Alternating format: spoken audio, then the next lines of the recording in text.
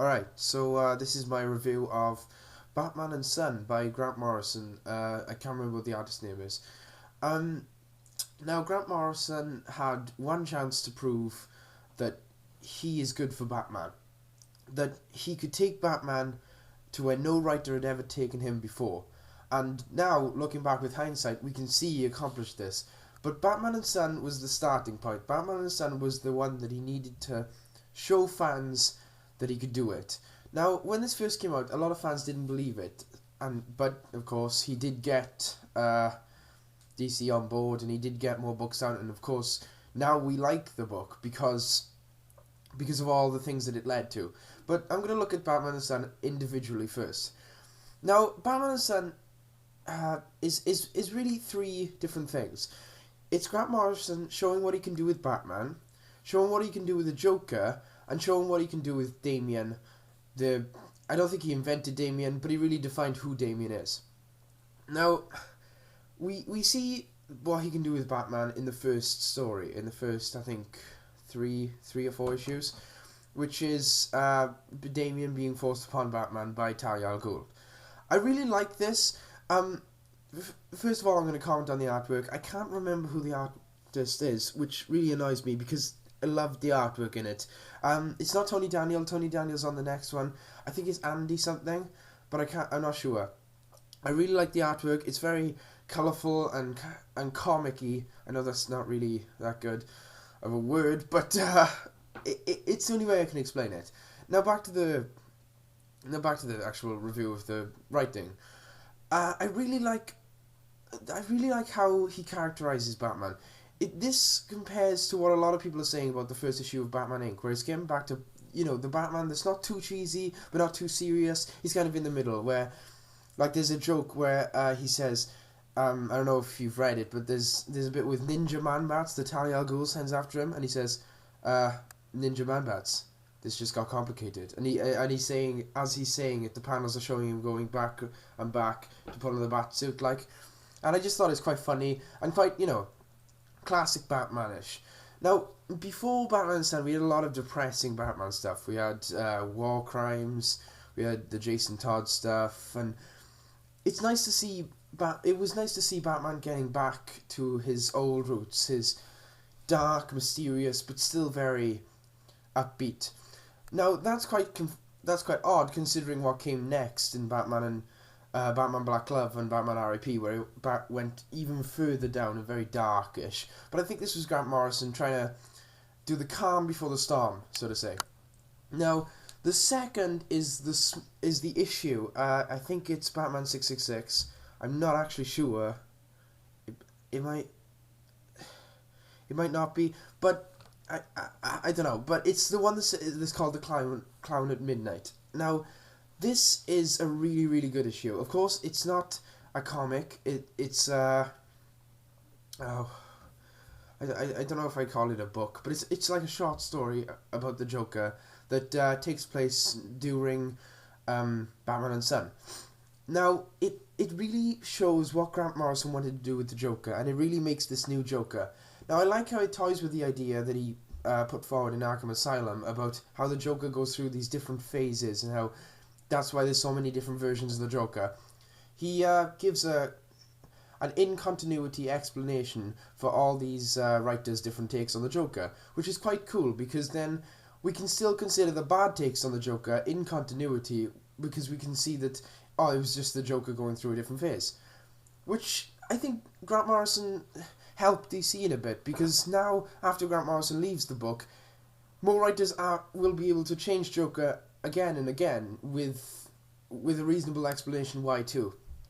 Now, also, we get the Joker at possibly his most insane since, I don't know, I haven't read a book where he's like this. The only thing I can really compare the insanity to is Dark Knight Returns, and he's worse in this.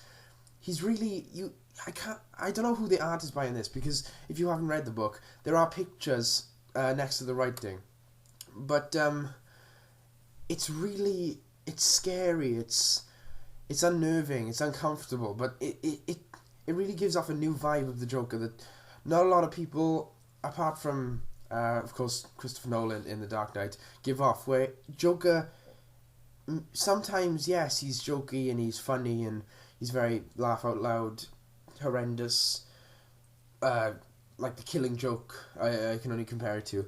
But there are times where the Joker is deadly, seriously, just scary, and that's what comes off in this issue, The Clown at Midnight.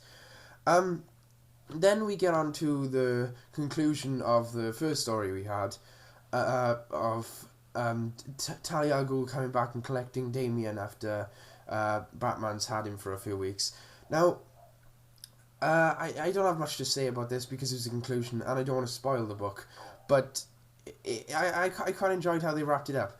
And I do like what they did with, for the life of me I can't remember her name, but Batman's love interest in this book.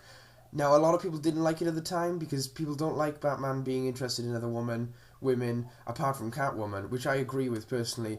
But to see what happens in R.I.P., it's a good job he introduced this woman early on in the series.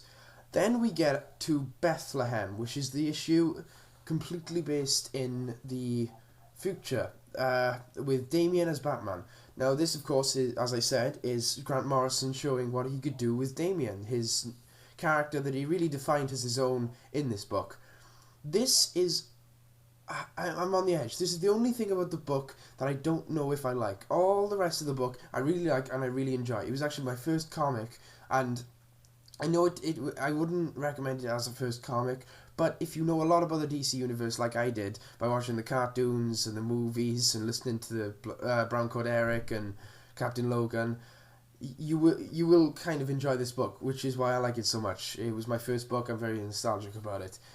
But this issue is really what gripped me. Every time I go back and reread this, even though I know a lot more now, it doesn't really help. I kind of appreciate all the new villains that are introduced, which is quite cool because we know these villains now. Like I said, looking back with hindsight, we can see these villains are becoming proper villains. They're not just villains made up for this one issue. But this is scary because it's Grant Morrison saying, well, it might be, I'm not saying it is, but it might be Grant Morrison saying, well, when I'm done with Batman, I want this to be an ongoing series. And I wouldn't really enjoy that. I wouldn't really enjoy Damian as Batman because I don't like Damian as Batman. Although, you can see he is tragic, but he's so... I think it's probably because of the two main factors of Batman's future. The two main things that most people think who are into Batman will happen in Batman's future is either A, The Dark Knight Returns, which is Frank Miller's rendition, but a lot of people say that won't happen, just like All-Star Batman and Robin. It's an Elseworld story, and it's out of continuity. And then there's the second, which a lot of people before Damian was introduced thought would happen, which is Batman Beyond. Now, I'm for Batman Beyond. I really like the idea of Batman Beyond and Terry. I like Terry as a character, and I'm planning on actually picking up the comics. I've seen all the animated series, and we all, although it was never mentioned by DC, we all just assumed that was going to happen after Batman passed away. But seeing a new face and certainly a very different to Terry in a lot of ways, and a different future to the Batman Beyond universe, it kind of puts a lot of people off, and it still puts me off to this day, even though I know what's happening with Batman now. So I don't really know what to think of this issue, but overall, I would highly recommend the book. The art is amazing. It's some of my favourite art that's ever been done in comics, and I really like Grant Morrison. And if you're going to plan on picking up Black Glove and R.I.P., I would really recommend picking up this first, or buy the whole three together. That's pretty much it from me. I'll see you later.